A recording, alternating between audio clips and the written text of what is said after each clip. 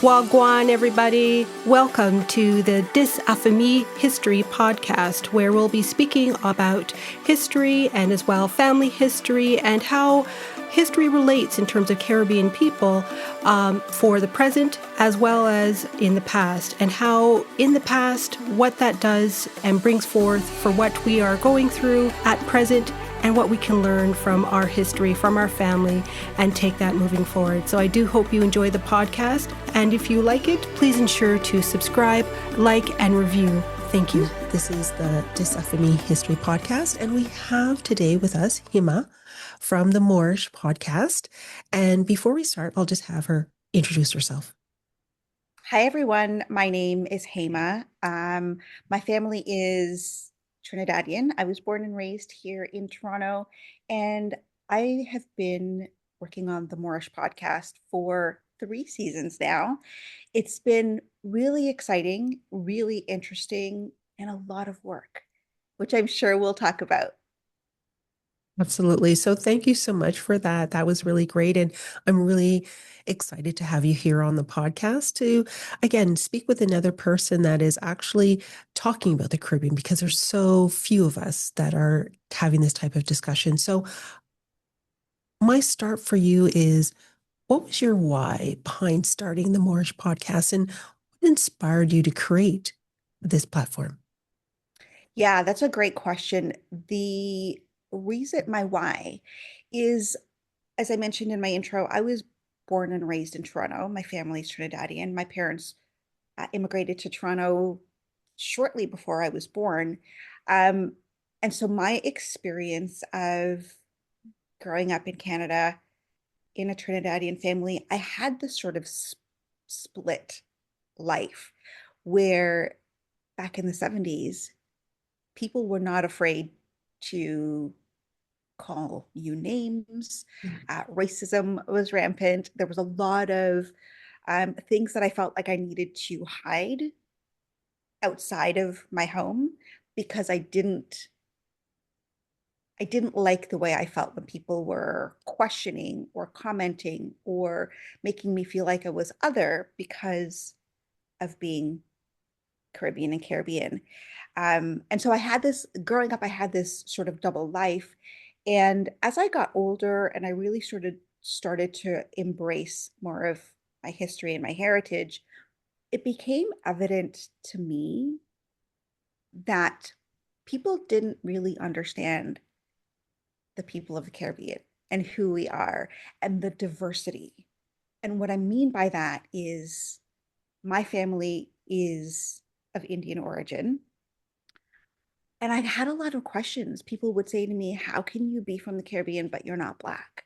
Or how can you be from the Caribbean, but you're Indian? And people not really understanding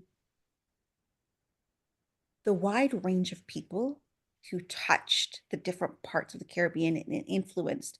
And I got so tired of answering all of these questions and trying to set the record straight. I wanted to share more of who we are. And when I say the Caribbean, I don't mean to say that we're all lumped in as one, but I do talk about the Caribbean as a whole on my podcast. I wanted to share as much information as I could to set the record straight, so to speak. But I also wanted to learn more about my heritage because, as I mentioned, growing up, I sort of felt like I had this split life of my outside Canadian self and my inside Trinidadian self, that I didn't learn as much of my heritage as I would have liked. And so now I'm also learning through this process of the podcast.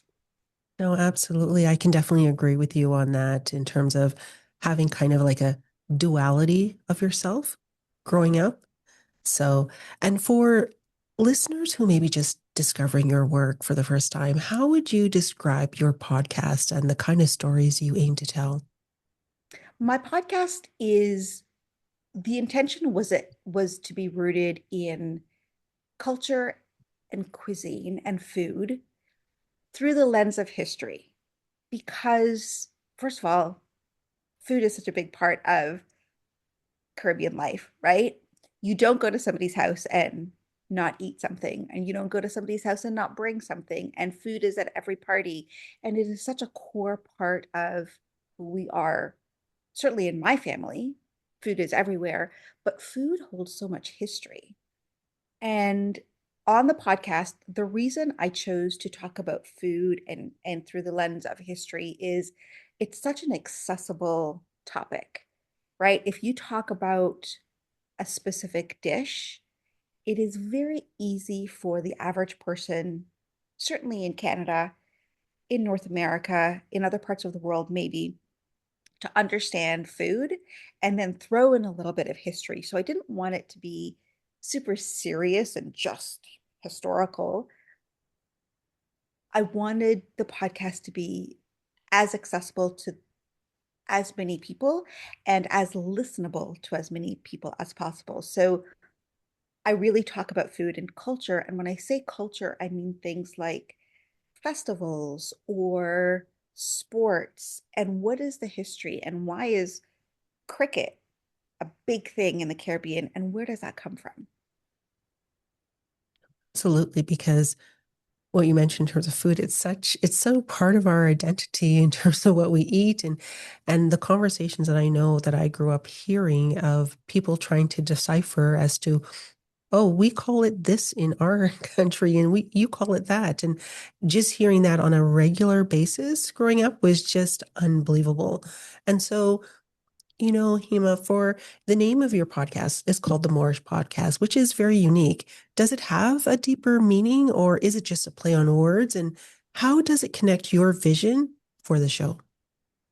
The name of the podcast, so the word Moorish is something that I grew up with and I've known all my life. And interestingly, I've learned since then that it's not a word that everybody knows. Mhm. So when when I had thought of the idea of the podcast and the direction I wanted to take it and really what I wanted to talk about, that first season, I had a co-host join me. And when I brought up the name Moorish, she understood what I meant. And her family is from different parts of the Caribbean than my family is. So I felt like it was something that people would understand. What it essentially is, Moorish, if you're eating something and it's delicious or it's snackable or craveable, you call it Moorish because you want more of it. And because I wanted to talk about food very specifically, to me, it felt like it fit. I ask a lot of people, a lot of guests who come on the podcast, if they know what Moorish means. And interestingly, I would say about 25% say, yes, absolutely, I know what it means. Probably about 50% of people know the word Moorish when I give them some context. And then they say, oh, yes, absolutely, I know, but I wouldn't have put it together had you not told me. And then some people don't know it at all. And what I've recognized and what I've learned is it is a British word, which in Trinidad, we have a lot of British influence, which is makes sense that I know it, but also makes sense that people from other Caribbean islands or countries don't know it if they don't have that strong British influence. Absolutely, because the British Empire was quite large. And so for you, looking back at what you've done on the podcast, is there, would there be a specific episode that stands out as your favorite? And what made that conversation particularly meaningful or impactful to you? Oh gosh, Wendy, that is such a big question. I don't have a favorite. I'll say that off the top. Season one was a very different podcast than subsequent seasons. And so season two, season three, I moved to um, a guest format. So have expert guests, historians, academics, cookbook authors, and each one brings unique information. They Mhm. bring a specific perspective, not only from their cultural background, but also their lived experience. Some people, for example, I have a couple of people who have no Caribbean background whatsoever, but have done extensive research as a historian or academic in the space.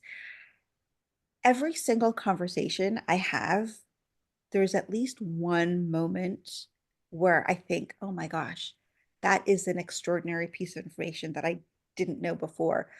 But I can't say that there's a favorite Mhm. because they all have their value. They all bring fantastic information and a different perspective than I have, which just makes my knowledge and the knowledge that hopefully I'm sharing through the podcast more well-rounded for the listener. I definitely would agree with you there. And, for your podcast journey, what has been some of, I guess, the challenges and what has been some of, I guess, the biggest hurdles you faced and how have you been able to navigate them? We were talking a little bit just before we hit record, and there's honestly, there are a lot of challenges. This is, for me, this is a labor of love. Mhm. This is not something that I'm doing to bolster another part of my work. It is a standalone project. And it's not monetized, which means that it is me. And as with your podcast, I'm sure I'm doing all of the research, I'm doing all of the outreach, Yeah. the administration, the recording, the editing, the producing, writing, all of it. So, one of the biggest challenges is really just time and resources, um, and the technical side of things. It took a lot to learn to learn how to be a podcaster. And it takes a lot of time and effort to pull it all together. Sometimes I listen back to some of my older episodes, or I listen to an episode that I'm editing, and the sound quality isn't the greatest, or the visual quality isn't the greatest.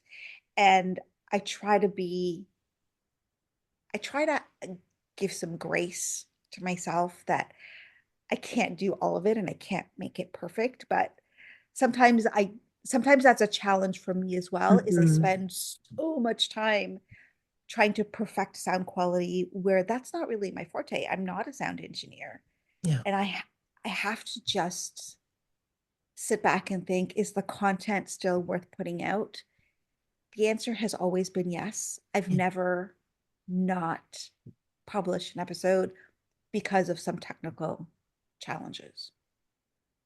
No, absolutely. And I guess the other thing is, do you feel as if you become more creative in this field of podcasting? I don't know if creative is the word.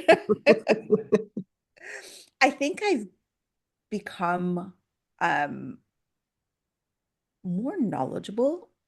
And I have also become more flexible Yeah. in this journey because things happen, things change.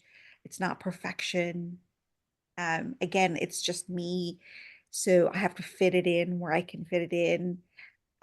Creativity, I think sometimes, if Hmm. I'm honest, it sometimes is put aside because of all of the like actual technical parts of Yeah. podcasting.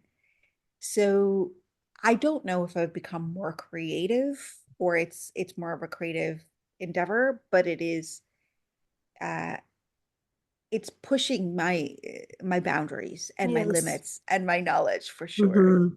Hmm. I could agree with you there. And, for you, what has being on this platform done for you personally and maybe professionally? Like, has hosting the podcast changed the way you see Caribbean culture or storytelling?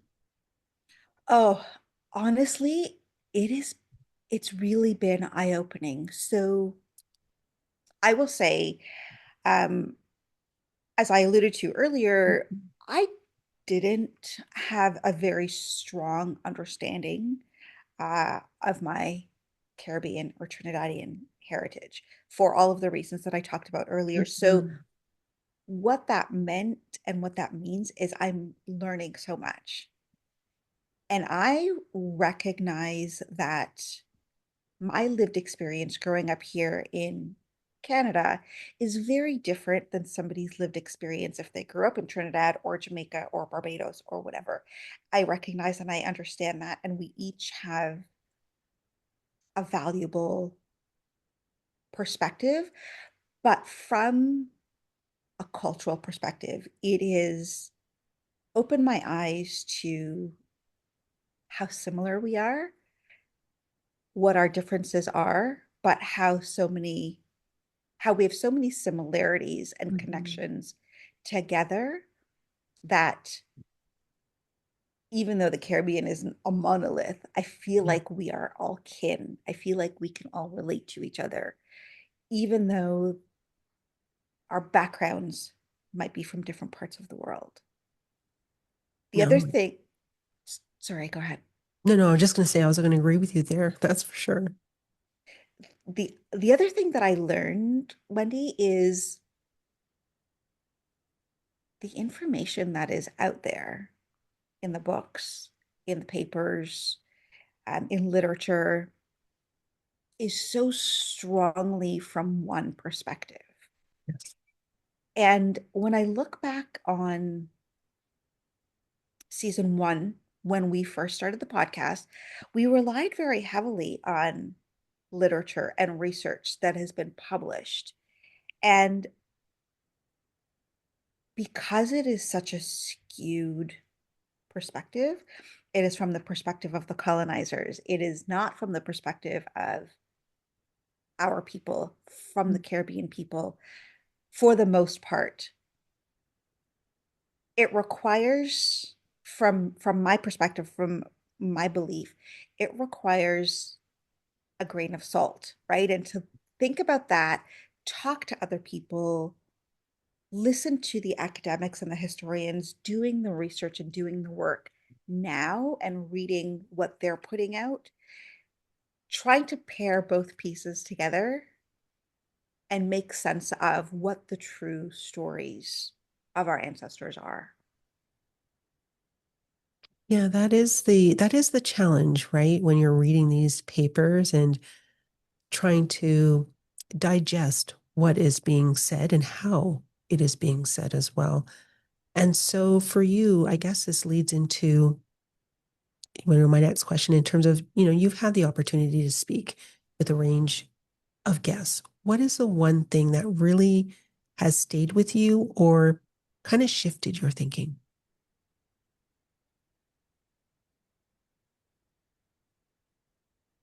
You know, the people that I have spoken to, whether they are from the diaspora or not, whether they are still in the Caribbean or not, is the passion with which every single person who is doing this work, the research, writing a cookbook, the passion that they have for telling the true stories from their perspective, documenting and making sure that our history from our parents, our grandparents, our great grandparents is not forgotten, and being able to parse through some of the artifacts, and some of the documented history and add perspective to it. And if I can give an example, I did an episode with a woman based out of the US whose family is not from the Caribbean at all. But she, through going back to school, becoming an academic, meeting her mentor, decided that her thesis was going to be based in Jamaica. And so she went to Jamaica. She spent 5 years there studying and learning. And she talked about going to the libraries and digging out some of the archives and understanding that the archives say one thing and paint this really sort of rosy picture of the enslaved people. And if she had just looked at the archives and believed it, her understanding of life for an enslaved person would have been, oh, it was fine. They had a great life. But having to put it into perspective with what we actually know from people who heard the stories from their grandparents and who heard the stories from ancestors, putting the two together and understanding that what was written and what was documented was so skewed. I appreciate people being able to sort of do that work, right? Regardless of what their background is, spending 5 years in a country that you don't really know and getting to know the people and being accepted into the community so that you can tell these stories because she's interested in it, not because she wants to tell it from her perspective.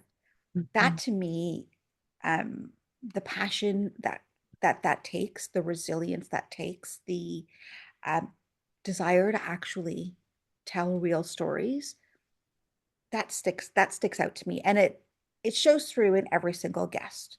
Yeah. They're not doing this with an ulterior motive except to tell the true stories.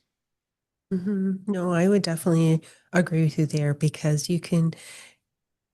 it's not only just the passion, but there's a reverence there in terms of the material that they're looking at and want to be so accurate as to how this is being told. It is just next level when you're talking with them and having these discussions with them because you can see it, you can see it, you can feel it. It's the way that they interact with the material and the way that they want to be able to present the material because they always give it's kind of like they set up the scene and here is the justification and this is what happened, not necessarily from their perspective as you said, but they just want to tell the truth about that history. Yeah, it's I talk to people and I've heard them say they recognize their own bias Mm, when doing the research, and recognizing their own biases helped them become a better researcher. yeah. Because if you recognize that, then you understand you have to put it aside and really pay attention to source material, and not only primary source material, but secondary sources and Mhm. conversations, and trying to put that all together. Oh my Yeah, gosh, it is so much work. exactly. Yeah, it is. And it is, and as well in this history as well within the Caribbean, it can be heavy. That's the other thing. People recognize the heaviness, the weight of this material, that this was a time frame period which did not show humanity in its best way at all, in any aspects, how you looked at it, but just to understand what that was, or at least to shed some light so there could be better understanding that I can say I can definitely agree on in terms of how they present their work. Now, with your work, you often connect food, culture, and identity. How do you see storytelling as a tool for helping people to reconnect with their roots? Yeah. As I talked about earlier, I chose food as sort of the crux of the conversation, and I don't only talk about food, Mm-hmm. right? But it is such a easy topic, and it opens the doors to more listeners, I think. Mm-hmm. And food for us, depend regardless of which Caribbean country you come from, there is history in everything that we consume, in every food that we eat, every dish. There is history, and the history traces back to who was indigenous to the island, who were the enslaved people brought, who were the indentured, who were the colonizers. They all left a little bit of an imprint in not only the food, but in the culture. Mm-hmm. And I chose things like something like food or culture because I wanted to reach as many people as possible. I wanted to open those doors.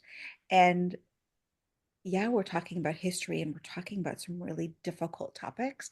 But if I can bring you in because I want you to be interested in the history of jerk chicken, and Mm-hmm. then you stay to listen to a story, or you stay to listen to a nugget of history.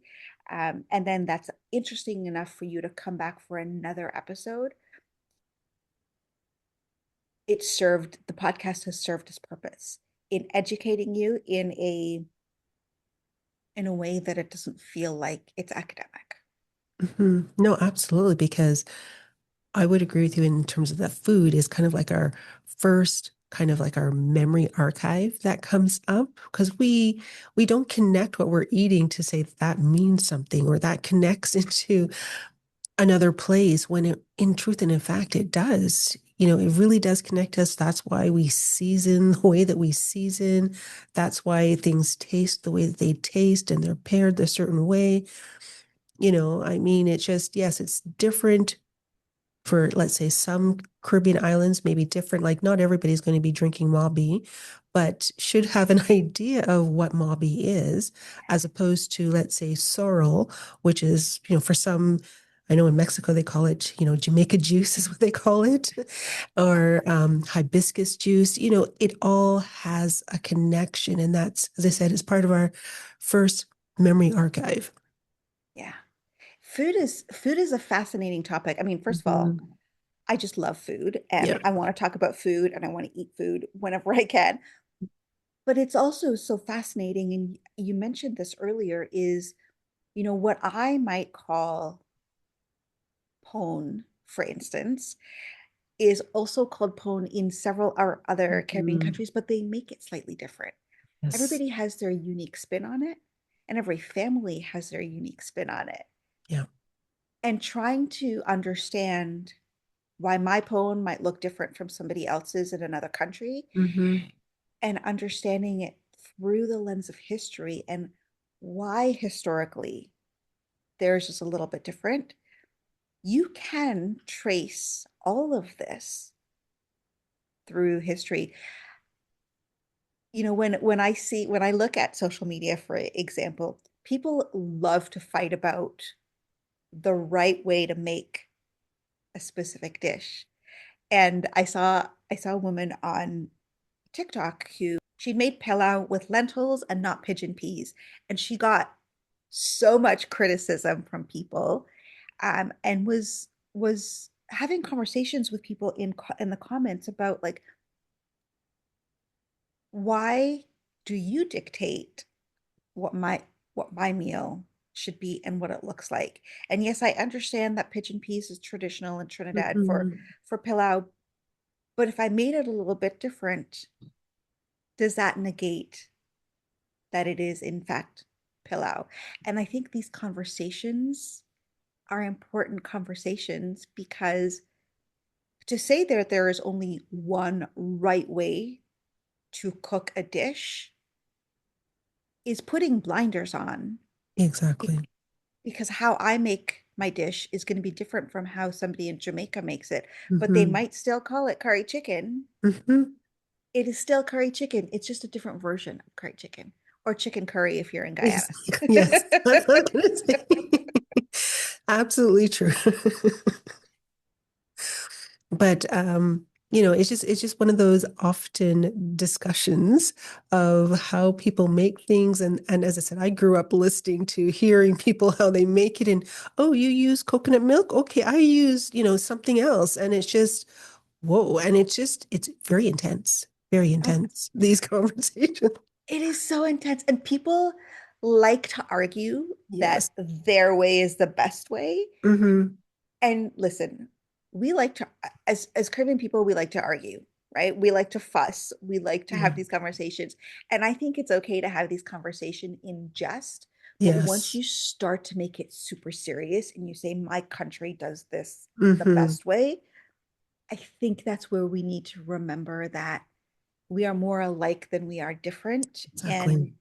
And it's okay to cook your food slightly different, but it doesn't mean you're any better or any worse than somebody else because your pilau has lentils versus pigeon peas. Exactly. Exactly. Exactly. And I know that we did talk about in terms of podcasting, it takes time and dedication. For you, what continues to motivate you to keep going and building on this platform? That's a really that's a really great question, and it's an interesting one because I talked about my reason for starting this podcast, and podcasts, I've only been doing this for a couple of years. I'm just ending my, season 3. You've been Mhm. doing it longer than I have, so you know this better than I do, is it takes a while to get off the ground and Yeah. to gain a listenership. And so the perseverance in season 1 and then moving into season 2, sort of changing up the format a little bit, was sometimes a little bit hard to stay focused and hard to continue on Mhm. because the numbers and the listenership wasn't fantastic. But as I continued to pursue it, because I am really interested in sharing the stories Yes. of people, sharing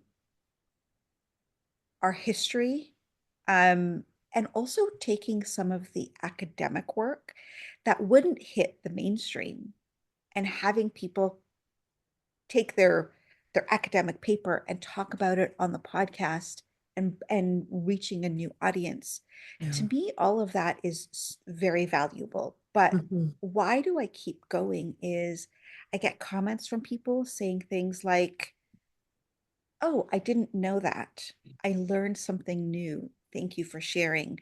And even the comments that I get specifically on social media of people saying that guest doesn't know what they're talking about, Yeah. or they're wrong, or whatever criticism. I can see in the criticism where people have blinders on and they're Mm. not open to real history. Mhm. They're stuck in their family stories. Yes. All of these positive comments and negative comments and feedback make me realize that information sharing is necessary to have people to maybe crack through some of those family stories and family beliefs and maybe place a nugget of something else in their brain for them to think about. And maybe people are open to learning something new and maybe they're not. But outside of the diaspora, I also love that I'm reaching all of these people who think about the Caribbean just as a vacation spot and just go to a resort and they meet the people that live in the resort and they think that's life in Jamaica or in Antigua, and opening their eyes to what is beyond the resort, Mhm. opening their eyes to maybe wanting to learn more about the people of these countries that they go to for 2 weeks or 1 week at a time.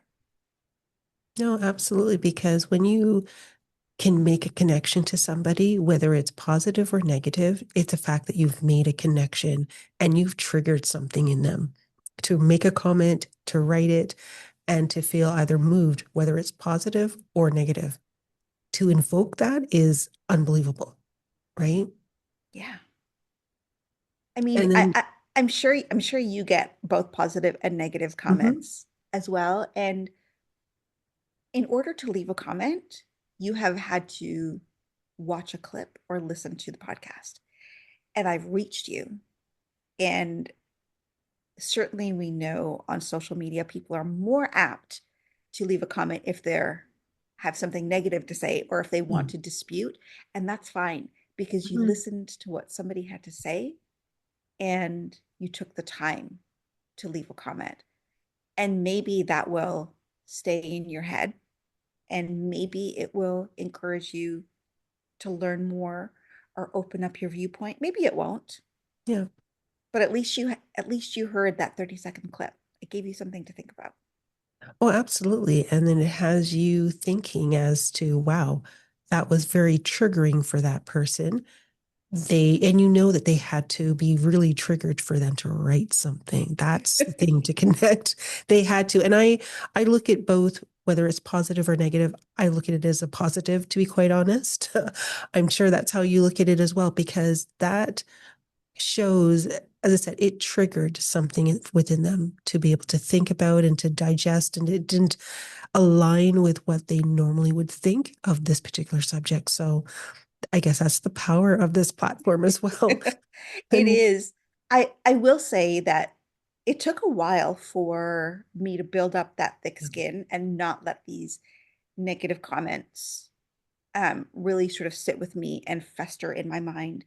And I will, and I have no problem deleting rude comments yes, and deleting things that come across as racist.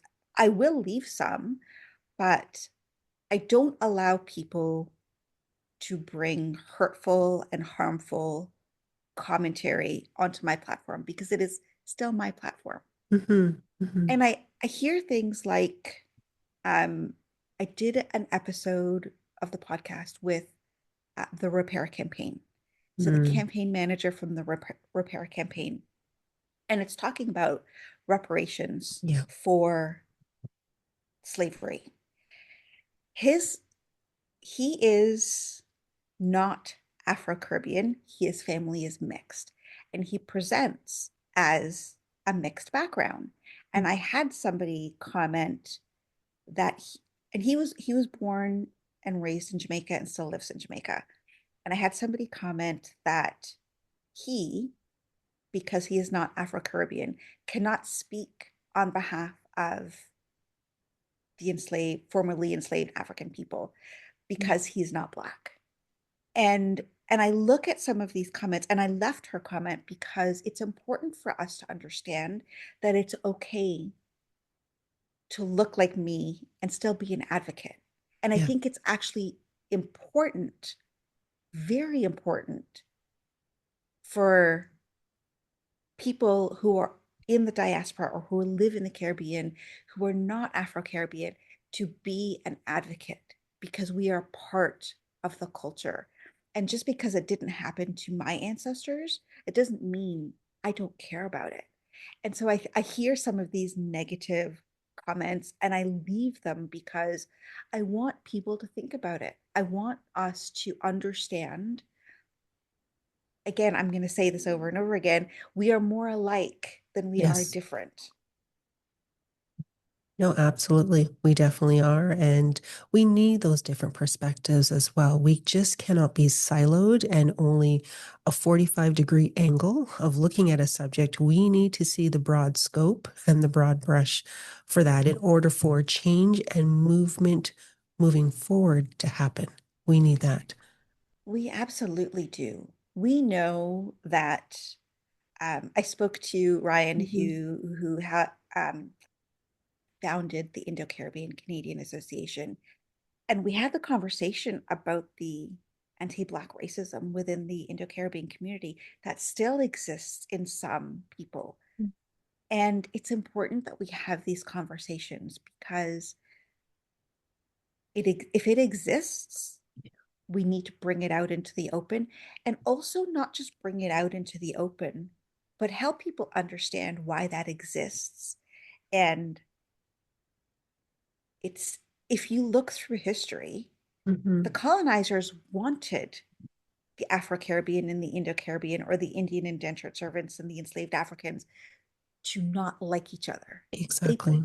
they put that in place, and maybe in some families they don't understand why that racism, that anti-Blackness, Mhm. or anti-Indo-Caribbean, why that exists, because it just is a way that their family is. But if we can help them put it into perspective and realize that we're perpetuating something that others put onto us, then maybe we can dispel some of that otherness. Mhm. No, absolutely, because that's all part of the design. Because even when the Irish indentured came and they saw the closeness between the enslaved Africans and the Irish indentured and made a rule, made a law around it. So the more that we know, it only opens up our perspective and our understanding for these things. And Hema, for someone that does feel disconnected from their history or their cultural identity, what message or advice would you share with them to help them begin the journey? This is not just my perspective, but it's something I Mhm. hear from people and many of the guests, is talk to your elders. Yes. and actually spend time and dig in. Now, Wendy, I don't know about your family and your extended family. When I Mhm. say family, I mean like aunts and uncles who are not blood related but are part Yes, of the family. exactly. It's we tend to be a closed off kind of people. Mhm. To people don't like to, in my experience, Trinidadian, Caribbean people don't like to talk about feelings and don't like to talk about Mm. hard subjects, and it's really a lot of surface. But if you can engage an elder and spend time, not, and it's not one conversation, but it's many, and Exactly. get them to trust you and tell you some of the stories, you're going to learn more than you could from a book, an article, or even from my podcast. Because if they can give you the perspective of 30, 40, 50 years ago, Mhm. it's important that we hear what they have to say. We hear how they saw the world at that time, Mhm. because things were different 50 years ago. If you were living in some part of the Caribbean, Yeah. your life was different, your perspective was different, all of those biases from the colonizers was still so prevalent. It's if you can talk to, so the answer to your question, that was a long-winded Mhm. answer. The No. answer to the answer to your question is talk to as many people as possible. If you can't talk to elders, that's okay. Start to do some research and remember who is telling the story. Remember who is sharing the research. Look at who the story comes from, what their sources are, and what their motivation is. And that will also help you understand, is this something you want to absorb and take in? Or is this maybe something that you want to put aside for now and find stories told through the lens of a person from the Caribbean? That's, what you said is just very powerful because I know when I was starting with my research, reaching out, talking to people, not only just direct family members, but extended. And it does do something for someone that you would have the time to sit there, to listen to them. Even if you have like I had a pen and paper, I'll never forget this. One family member, he was 97 when I met him. And I had my pen and paper. I couldn't even write because I was just in awe of being able to speak with someone who was 97 and quite frankly didn't even look like he was 97 and was able to tell these stories and not only tell the stories, but the fact that his whole body just seemed to be reactivated and his mind seemed to go back into a time like almost being transported. And you can just see that memory archive being opened up and being able to be feeling safe with you, as you said, create a safe space and to tell you what happened back in the day, so to speak. And you're just like, whoa, there's some power behind here of being able to speak with somebody and having them retell something that was a really good part of them or what their journey was coming to America or coming to Canada or going to the United Kingdom. That is what is connection for us all. And it doesn't matter the age, but but we need that. We need to know what that time was in order for that to be understood and to kind of put into context present day. Yeah, it's such an important part of the story is looking at it through various lenses and Mm-hmm. various time frames, because we are, it's 2026 Yeah. and different generations have different perspectives on things Mm-hmm. and may carry the perspective of their family, they may not, but the perspective of our elders is important in Yeah. understanding the whole journey and why things are the way they are today. Mm-hmm. And if we don't like the way things are today, but we can understand why they are, then we can help to make some changes. Absolutely. Absolutely. And we're going to go back to food Yeah. because food, always, it does carry memory. As I say, it's that archival memory and history. How does cuisine play a role in preserving the Caribbean stories and, of course, passing them down across generations? Food tells the story of our people, right? Every dish that we eat tells the story of our people, but you don't know that unless you think about it. Mm. You don't really understand that unless you think about it. But to put it into perspective, uh, and my perspective is coming from a Trinidadian family Yeah. where we have a vast array of influences in Trinidad, but I grew up in an Indo-Caribbean family, and so most of my perspective in food comes from that Indo-Caribbean culture. And I was having a conversation with someone about food in Trinidad, and she brought up cornmeal porridge. Mm. And I said, I actually have never eaten cornmeal porridge. It's not something that I grew up with. And for her, she thought that that meant that I didn't have a connection to Mm. Caribbean and Trinidadian food. And I had to explain to her that that is more of an Afro-Caribbean influence than it is an Indo-Caribbean. And that explains why it wouldn't have been something that my family would have eaten. Yeah. But it doesn't mean that it doesn't have a place and it doesn't belong. I grew up in a family that has a very specific cultural background. I also grew up in a family where my parents came to Canada in the 70s and Mhm. they brought their food and their understanding of Trinidadian food from the 70s and the era. They don't necessarily cook or enjoy meals that have been changed and migrated and morphed Exactly. Yeah.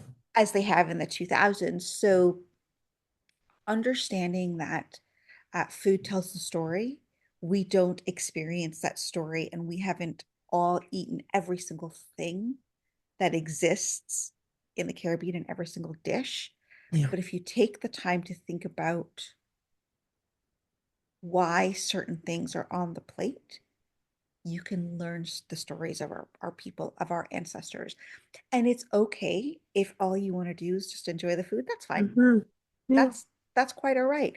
But if you're interested in understanding why you might have something called roti in Mm. Trinidad, but you also have something called roti in India, but they're so different. Yes. Yeah. We can tell you why that is.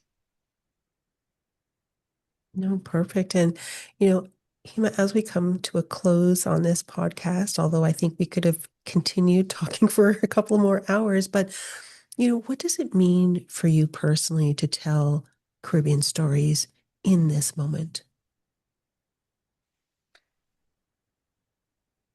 I again putting on my Canadian perspective and putting on my lived experience is the real misunderstanding of who people from the Caribbean are and the history and the understanding of how many different cultures and countries touched the Caribbean to make it the culture that it is today. I come from, again, an Indo-Caribbean family that moved to Canada in the 70s. I was born and raised here. I also understand that for many Canadians, many North Americans, their only thought of Caribbean is where am I going to go in the middle of winter for a sun and sand vacation? But if we can share some of that history and have the people who only think about the Caribbean as a vacation spot go on their next vacation and feel encouraged to talk to some of the people that either work in the resort or work outside of the resort and start to see them and learn their stories. That's really important to see them as people. I see them as people who live on that specific island or that specific country and have a whole rich life outside of what you're seeing in a resort. That's really important. Also, it's important for us to also recognize that I grew up in a specific environment, understanding specific things about my culture, but you have a different perspective, and I can learn from you as much as you can learn from me about being a part of the diaspora. No, well said, well said. And that's what it's all about, is it's the exchange of memory, the exchange of ideas, and the exchange of seeing things from a different perspective. And as long as we can take what we can from it and grow and move forward, that's the only thing that we can only offer. But thank you so much for coming on to the podcast, spending your time to speak onto this. And as well, I'll make sure everything is in the show notes so people can further connect with your platform. So thank you again. Thank you so much. I appreciate joining you. And I also appreciate the work that you're doing on your podcast and telling things from a perspective that's different than I do. I think all of it brings value. And I think anybody doing this work, it's important.